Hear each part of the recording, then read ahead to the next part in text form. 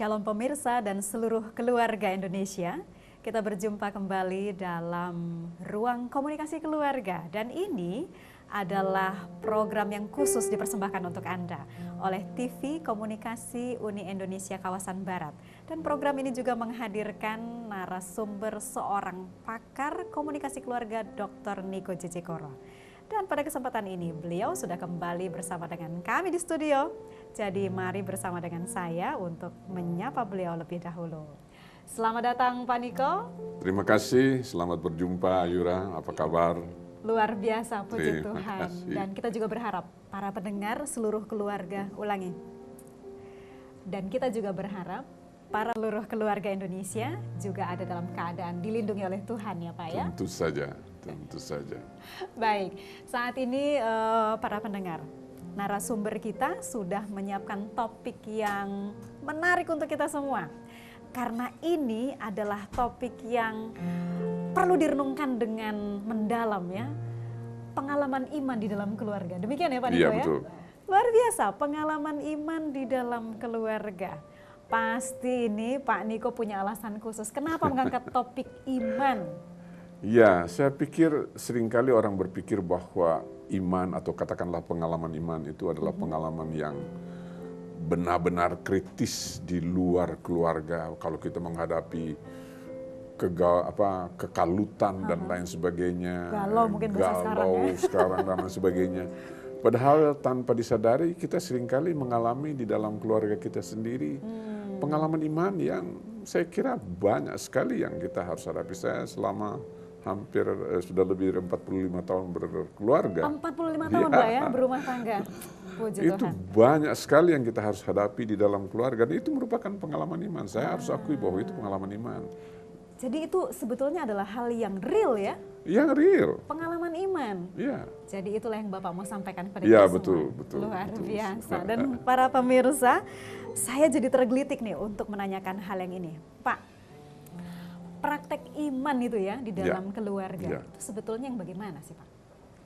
Iya, kalau kita bertanya praktek iman di dalam keluarga, yaitu pertama hubungan suami istri, relationship dengan artinya ada suami istri, pasangan, anak. mungkin setelah membesar menjadi dengan anak-anak, mungkin dengan apalagi kalau kita berbicara hubungan keluarga bangsa Timur atau bangsa Indonesia khususnya, itu berbeda dengan bangsa-bangsa lain. Oh begitu Pak ya? Iya. Dalam hal apa nih contohnya? Kalau kita berkeluarga itu kita tidak mungkin sendiri gitu. Kalau orang Amerika begitu kita menikah kita langsung pergi, nggak peduli orang tua menjadi saya apa-apa. paham. Jadi ada individualis. Individualis. Kalau kita keluarga Indonesia itu nggak bisa. Nggak bisa ya? Sebenarnya kita menikah dengan keluarganya juga Iya ya? betul. Makanya kita harus ingat mertua. Mertua. Makanya kan seringkali dikatakan Allah tinggal di mana? Villa mertua indah gitu. Oh begitu. Jadi Oke, dalam kaitannya dengan keluarga besar itu Ya. bagaimana nih praktek iman di dalam keluarga seperti itu? ya, kalau kita saya ambil contoh saja salah satu firman Tuhan ya.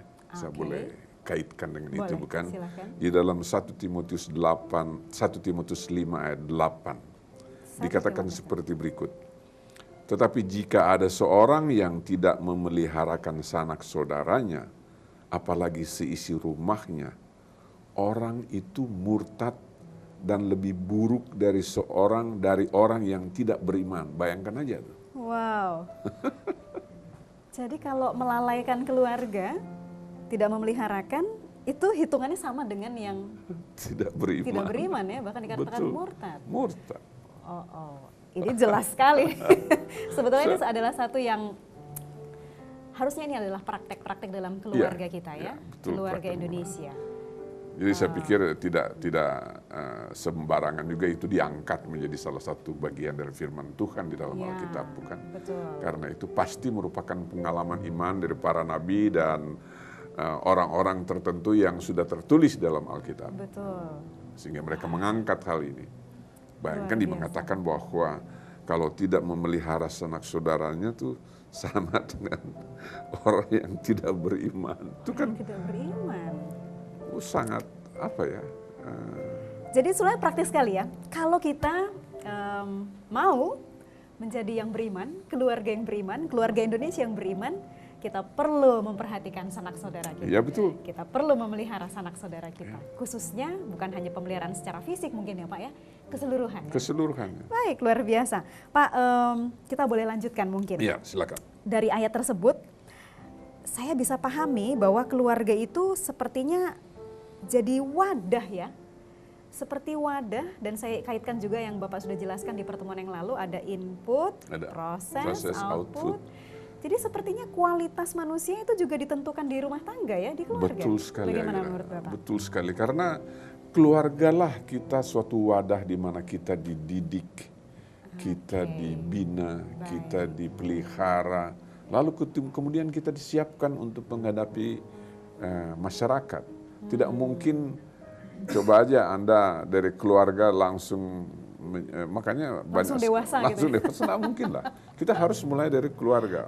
Seorang psikolog mengatakan bahwa anak yang umur 0 sampai 12 tahun itu ya mendapatkan karakter sebagian besar disebabkan oleh keluarga.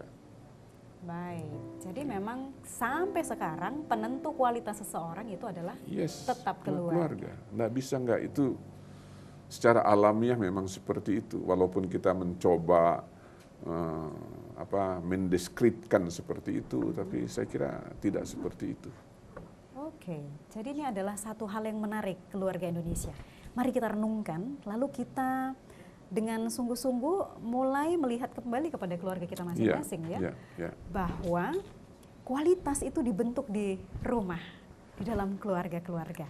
Nah, bagaimana nanti yang bisa kita pelajari, apa saja yang seharusnya bisa kita lakukan dalam keluarga, kita akan lanjutkan setelah lagu pujian yang berikut ini. Kita akan mendengarkan bersama.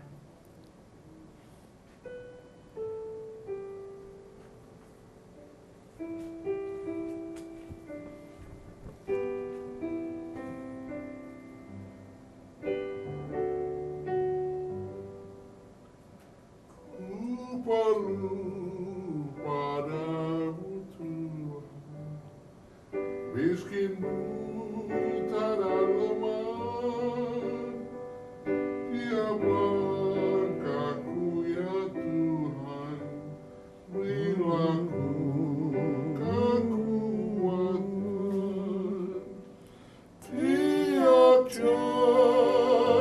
Tiap jam, ku perlu padamu Tuhan.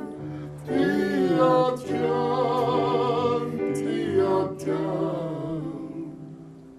ya Tuhan, peliharakan.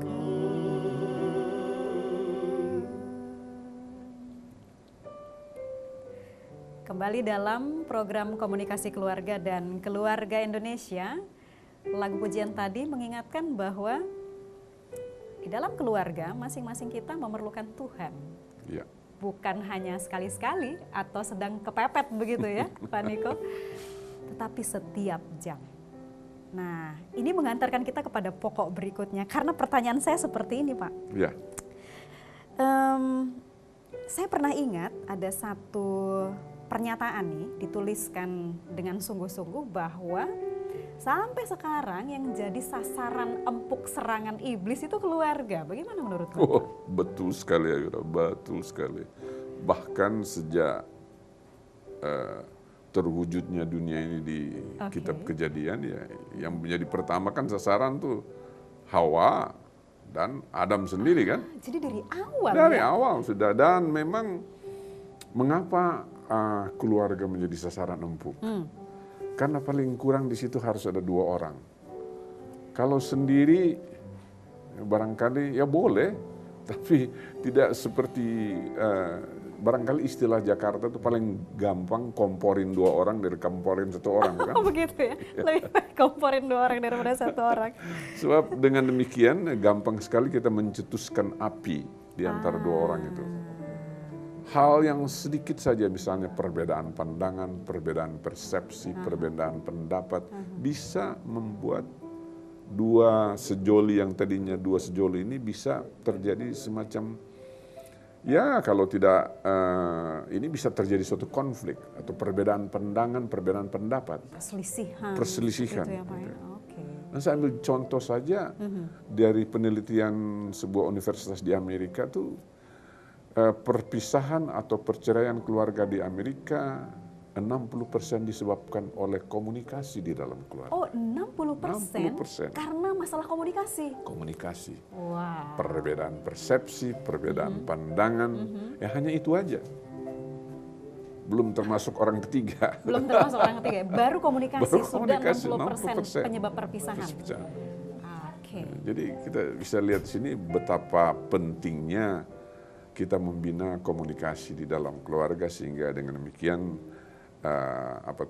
sehingga dengan demikian keluarga itu sebab kalau kita kembali kepada firman Tuhan, Ya. saya boleh bacakan Kejadian 3 ayat 15 misalnya. Baik, jadi di Taurat Kejadian, Taurat ya, Kejadian, pasal oke. 3 ayat yang ke-15. Di situ dikatakan seperti ini. Aku akan mengadakan permusuhan antara engkau dan perempuan ini, antara keturunanmu dan keturunannya.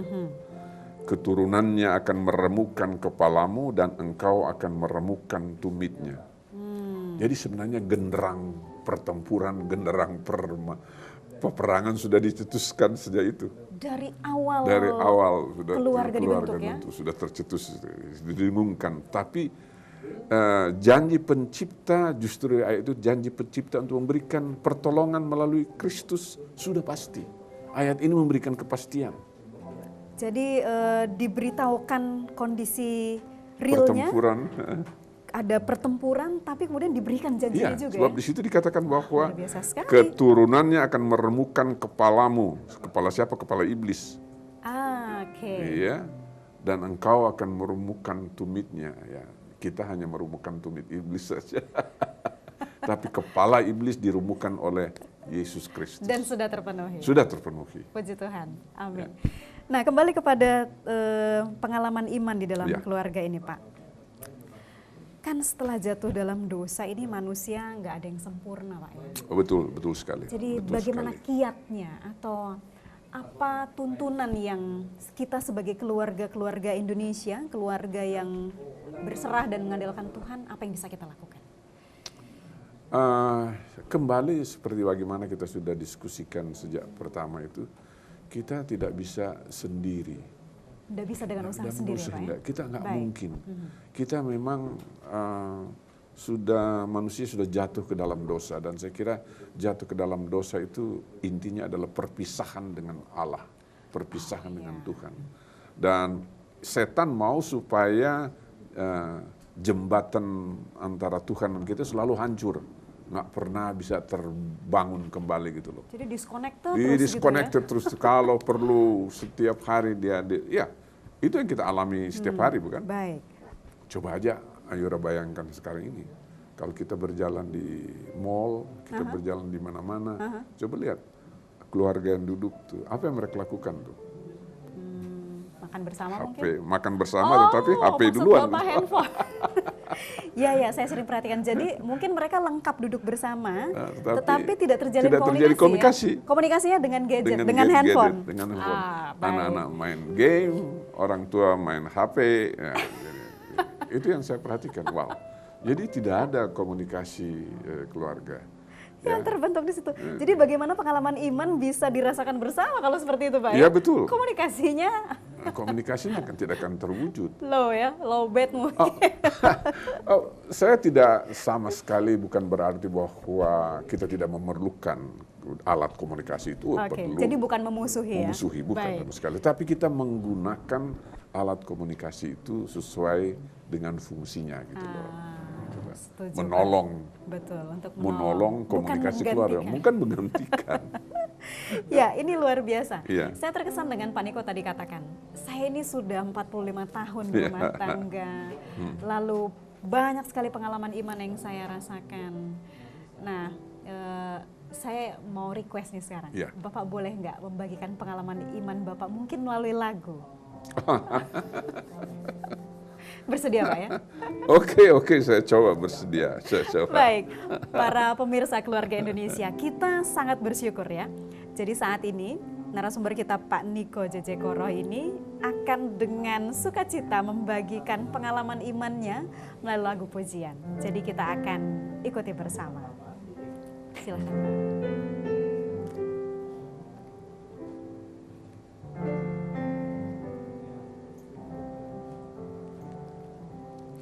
Jadilah Tuhan kehendak-Mu,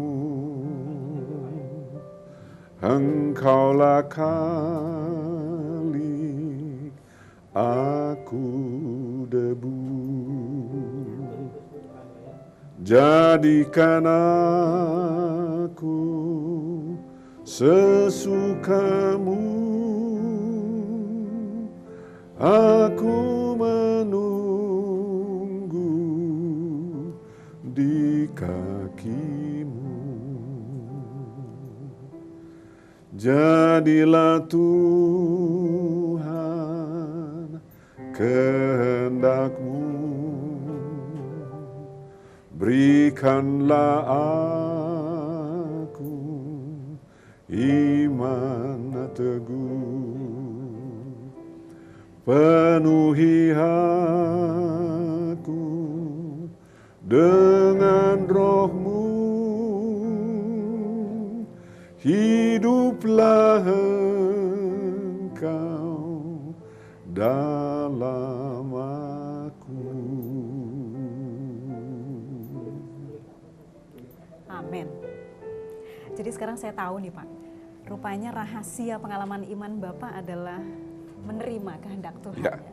Dan biarlah itu juga menjadi bagian pengalaman buat keluarga kita, keluarga Indonesia. Jadilah Tuhan kehendak-Mu untuk kehidupan kita, untuk keluarga Indonesia. Tapi kita belum selesai nih para pemirsa dan juga Betul, Pak Niko betul, ya. betul. Boleh satu lagi ya, ini pertanyaannya Silakan. lebih dalam lagi nih.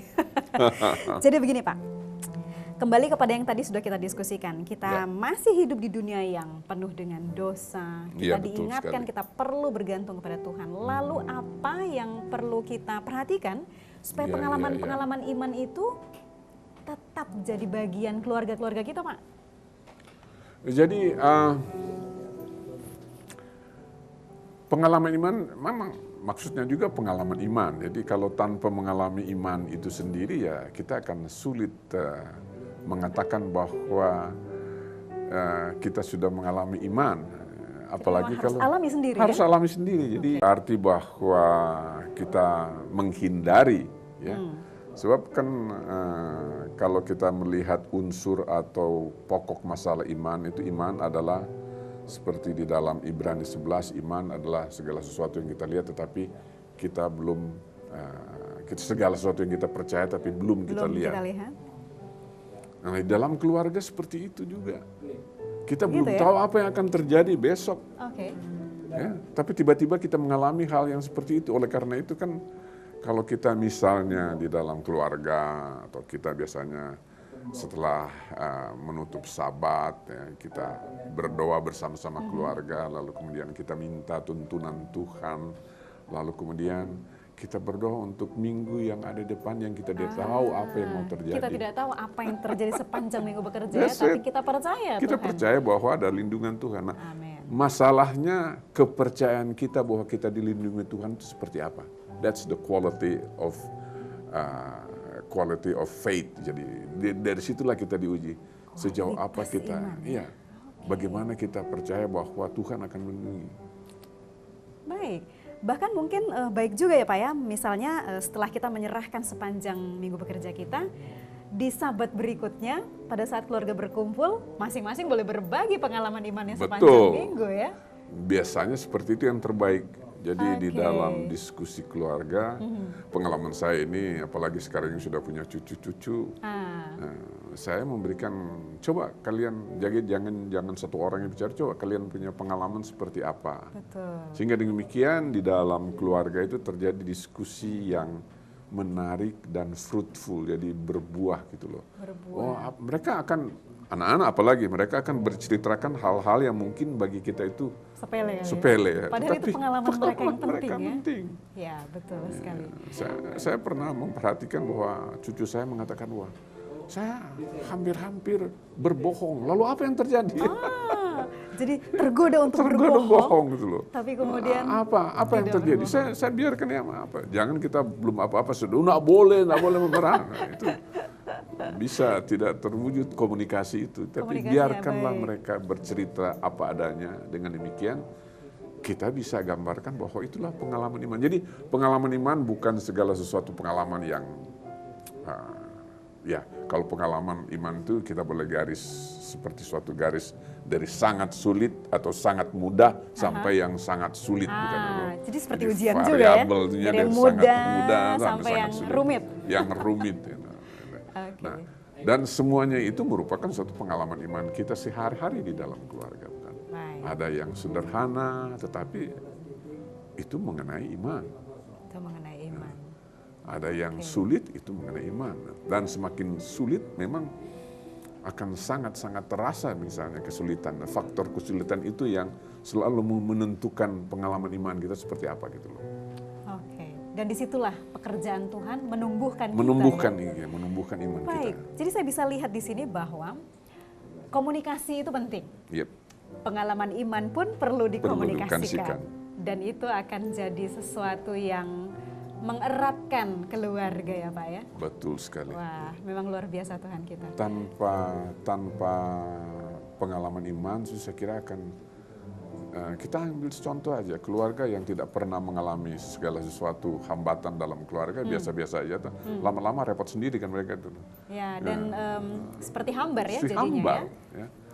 Kehidupan dan Kehidupan komunikasi. itu. Oleh karena itu saya kira kita perlu senantiasa misalnya melakukan penyembahan dan perbaktian kita sebagaimana Tuhan kehendaki. Amin. Dan itu selalu harus kita lakukan. Dengan demikian perjalanan iman kita itu sesuai dengan kehendak Tuhan kan. Gitu. Oke, wah. Rupanya para pemirsa keluarga Indonesia, komunikasi itu bukan sesuatu yang sepele ya Pak Niko ya. Betul sekali. Malah itu harus kita latih, kita lakukan sehari-hari. Tetapi ada satu tujuannya, memuliakan nama Tuhan. Nama Tuhan. Betul. Melalui keluarga kita, keluarga Indonesia. Jadi saya sangat berharap, kami berharap bahwa setelah diskusi kita kali ini, keluarga-keluarga Indonesia bisa termotivasi untuk memperbaiki komunikasi, mengeratkan hubungan satu sama lain, dan bertumbuh bersama dalam iman, pengalaman iman dalam keluarga. Luar biasa. Pak, mungkin ada ayat yang Bapak mau bagikan untuk semua pemirsa kita, keluarga Indonesia.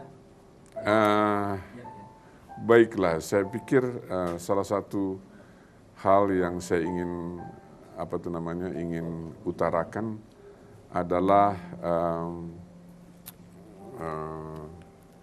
ini agak susah nih. Bentar ya, oke. Ya, di dalam saya bagikan di dalam Yohanes 14 ayat 15 sampai dengan 17. Baik. Jikalau kamu mengasihi aku, kamu akan menuruti segala perintahku. Aku akan minta kepada Bapa dan Ia akan memberikan kepadamu seorang penolong yang lain supaya Ia menyertai kamu selama-lamanya. Yaitu roh kebenaran. Dunia tidak dapat menerima Dia sebab dunia tidak melihat Dia dan tidak mengenal Dia, tetapi kamu mengenal Dia sebab Ia menyertai kamu dan akan diam di dalam kamu. Jadi di dalam pengalaman hidup kita, sebagaimana sudah kita bahas dari bagian pertama, kita tidak bisa hidup tanpa Kristus. Kita tidak bisa hidup, oleh karena itu Kristus mengatakan, di luar aku kamu tidak dapat berbuat apa-apa. Kita hanya carang, Dia adalah pokok anggur itu. Itu saja yang sederhana saja. Ya, salah satu ilustrasi dari Kristus yang sangat sederhana tetapi bermakna sangat mendalam, bukan? Bayangkan kalau batang, pohon, carang, cabang kita patah, selesailah kita. Selesai. Tidak ada lagi kehidupan ya. Tapi kemudian yang wujud yang terbaik saya kira Yesus menjanjikan penolong yang lain. Dan sudah disebutkan roh kebenaran. Roh kebenaran. Ya. Itu yang menjadi pokok kita. Jadi apapun yang kita alami di dalam keluarga kita, susah atau senang, kita harus selalu berharap Roh membantu kita. Sebab kita tidak dapat, Yesus Kristus sendiri sudah katakan kita tidak dapat berbuat apapun di luar Kristus. Itu sangat penting loh, sebab kita sering memikirkan itu hanya falsafah, filosofi Kristiani, tapi menerapkannya itu yang paling susah. Setelah itu esensi dari kehidupan ya. Kehidupan. Baik. Esensi kehidupan. Bagaimana kita bisa merasakan bahwa tanpa Tuhan kita tidak dapat buat apa-apa. Ya. Itu yang paling parah bagi kita manusia yang sudah hidup, mungkin barangkali karena kita sudah relatively hidup enak, segala sesuatu ada, sehingga kita tidak. Makanya pengalaman iman perlu sekali. Perlu sekali untuk membentuk kualitas. Kualitas. Ya. Baik, Pak Niko, terima kasih. Ini sudah banyak sekali yang Bapak bagikan. Saya yakin masih banyak yang tersimpan ya. Mungkin pada kesempatan berikutnya kita akan bagikan kepada pemirsa keluarga Indonesia. Dan saat ini, puji Tuhan, kita sudah mengikuti bagaimana pengalaman iman itu perlu di dalam rumah tangga, di dalam keluarga. Dimulai dengan komunikasi yang dilakukan setiap hari. Dan komunikasi itu adalah untuk memuliakan nama Tuhan. Dan para pemirsa keluarga Indonesia Anda, pada kesempatan ini adalah saat yang istimewa. Kami akan menutup perjumpaan kita dengan lagu pujian Percaya Yang Menang. Dan bila Anda juga mengerti lagu ini, silahkan Anda boleh bernyanyi bersama dengan kami. Terima kasih untuk perhatian Anda. Tuhan memberkati kita semua.